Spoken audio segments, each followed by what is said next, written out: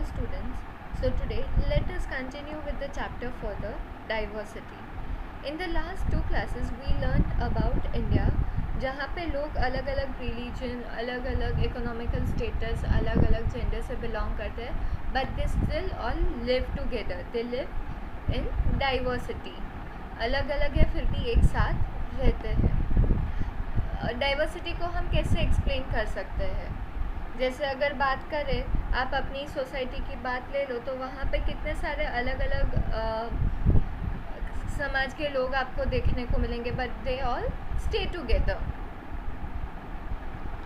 Then we discuss this table. I asked you to write this in the homework, जहाँ पे different ways in which people pray, in which they get married, in which they get dressed, in which they greet each other, and in which they cook rice. हमने यहाँ तक सबकी अलग अलग varieties की थी. Now moving ahead. Often they went in search of new lands or new places to settle in and for people to trade with. And because it took so long to travel, once they got to a place, people stayed there, often for a long time. Many others left their homes because there were famines and drought and they could not get enough to eat. Some went in search of work while others left because there was a war.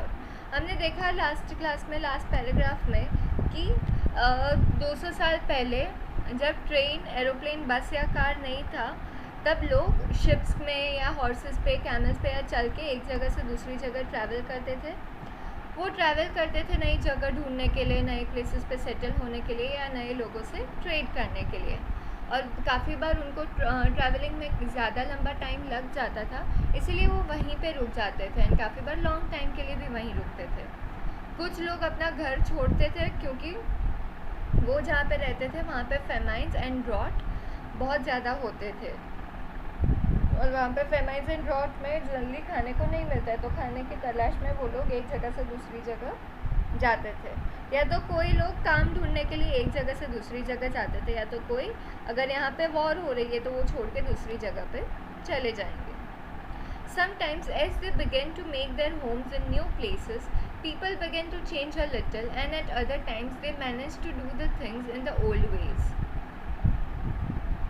So their languages, food, music, religions became a mix of the old and the new, and out of these intermixing of cultures came something new and different. क्या होता था, वो लोग जैसे जैसे नई जगह पे जाते थे तो वो थोड़ा नई जगहों के साथ चेंज हो जाते थे एंड थोड़ी अपनी पुरानी मेथड्स फॉलो करते थे. तो अगर उनकी लैंग्वेज, फूड, म्यूज़िक, रिलीजन की बात करें तो सब कुछ मिक्स है. उनका पुराना तरीका एंड वो लोग जहाँ पे नई जगह पे जाके सेटल हुए, वो सब कुछ मिक्स है. There is intermixing of cultures that came something from new and different. जो पुराना था उससे नया भी है और थोड़ा अलग भी है. The history of many places shows us how many different cultural influences have helped to shape life and culture there. Thus, regions become very diverse because of their unique histories. अगर हम कोई हिस्ट्री की बात करें, history को देखें, तो हमें क्या क्या पता चलता है कि कैसे कैसे दूसरे कल्चर्स आए, दूसरे कल्चर्स से लोग इन्फ्लुएंस हुए और उन्होंने अपनी लाइफ में उस हिसाब से थोड़े बहुत चेंजेस किए, उनके कल्चर में भी चेंजेस हुए. अगर हम बात कर ले, हर एक के कल्चर में कुछ ना कुछ चेंज होता है, किसी न किसी से इन्फ्लुएंस होकर वो लोग धीरे धीरे अपना कल्चर चेंज करते रहते हैं. और इसके वजह से एक पर्टिकुलर रीजन की ही एग्जांपल बात कर ले तो वो बहुत ज़्यादा अलग हो जाता है और वहाँ पे यूनिक हिस्ट्रीज देखने को मिलती है. Similarly, diversity also comes about when people adapt their lives to the geographical area in which they live. For example, living near the sea is quite different from living in the mountainous area. Diversity की बात करें तो काफ़ी बार diversity geographical area के हिसाब से भी change हो जाती है. If you stay in the mountain area तो आपकी लाइफ अलग होगी, आप अगर सी के पास रहते हो तो अलग होगी, आप अगर प्लेट्यू में रहते हो तो अलग होगी. तो जोग्राफिकल एरिया के हिसाब से भी चीज़ें चेंज होती रहती है. Not only do people have different clothing and eating habits, but even the kind of work they do are different. In cities, it is often easy to forget how closely people's lives are tied to their physical surroundings. This is because in the city, people seldom grow their own vegetables and grains. Instead, they depend on market to buy all the food and other goods that they need. अगर हम बात करें सिर्फ clothing and eating habits की नहीं, पर उनका काम भी अलग रहता है. अगर हम बात करें तो जो रूरल एरियाज़ में होते हैं वो अपने फिज़िकल सराउंडिंग्स के हिसाब से चेंज होते हैं, तो वो क्या करते हैं, अपने वेजिटेबल्स फ्रूट्स खुद ग्रो करते हैं. पर अगर सिटी लाइफ की बात करें तो वो लोग खुद ग्रो नहीं करेंगे. Instead they depend on the market. वो मार्केट में जाते हैं, वहाँ से परचेज कर लेते हैं.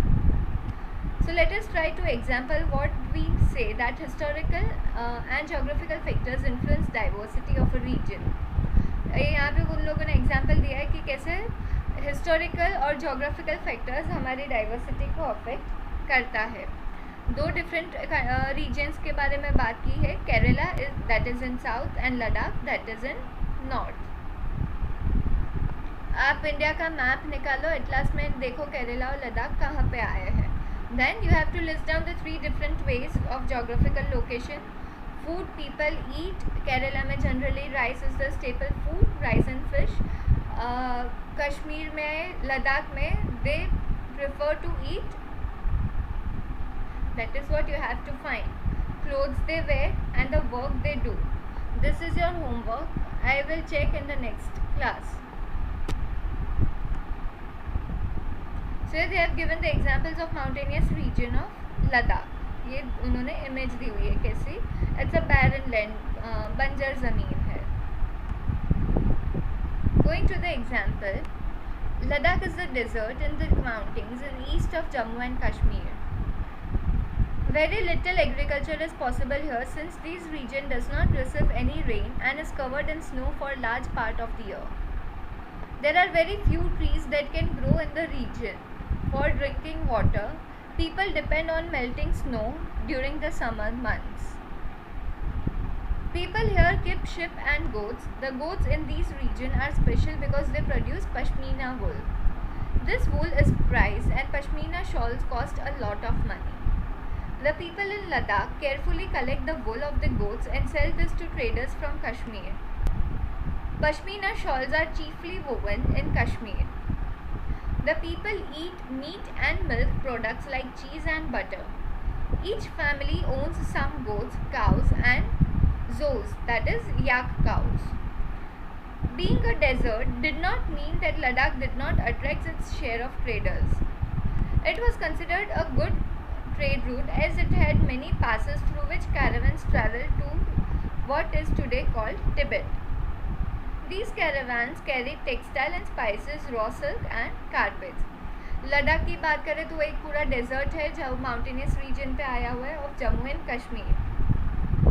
यहाँ पे एग्रीकल्चर पॉसिबल नहीं है बिकॉज रेन नहीं होता है एंड काफ़ी साल के काफ़ी महीनों में वो स्नो कवर्ड रहता है. बहुत फ्यू ट्रीज़ है एंड पानी के लिए समर्स में वो लोग मेल्टेड स्नो पे डिपेंड करते हैं. उनके ऑक्यूपेशन की बात करें तो they generally keep ship and goats. Goats यहाँ की बहुत ज़्यादा स्पेशल है बिकॉज वो पश्मीना वुल प्रोवाइड करती है. ना पश्मीना वुल से पश्मीना शॉल्स बनती है जो बहुत ज़्यादा कॉस्टली होती है. People carefully collect this wool of the goats और फिर वो कश्मीर के जो ट्रेडर्स होती हैं उनको सेल कर देती है. And these then pashmina shawls are chiefly woven in Kashmir. यहाँ के लोग मिल्क एंड मीट ज़्यादा खाते हैं and meat products like cheese and butter. यहाँ हर एक फैमिली के पास या तो गोट्स काउज या याक काउज रहती है. भले ये डेजर्ट है, दिस डज नॉट मीन कि उसको ट्रेडर्स ने अट्रैक्ट नहीं किया हुआ है. यहाँ पे बहुत सारे ट्रेडर्स आते हैं बिकॉज ये एक बहुत अच्छा रूट है जो तिब्बत की ओर जाता है. सो कैरावन्स में लोग यहाँ पे ट्रैवल करते हैं एंड ये कैरावन्स में वो लोग स्पाइसेस है, टेक्सटाइल है, रॉ सिल्क सब रखते हैं. Buddhism reached Tibet and via Ladakh. Ladakh is called Little Tibet. Islam was introduced in this region more than 400 years ago and there is significant Muslim population here. Ladakh has very rich oral tradition of songs and poems. Local version of the Tibetan national epic, the Kesar Saga, has performed the sung by both Muslims and Buddhism Tibet में पहुंचा था via Ladakh, तो लद्दाख को हम little Tibet भी कहते हैं। इस्लाम भी इस कंट्री में इस रीजन में इंट्रोड्यूस हुआ था 400 ईयर्स अगो, और वहाँ पे हम लोग मुस्लिम पॉपुलेशन भी देखने को मिलता है।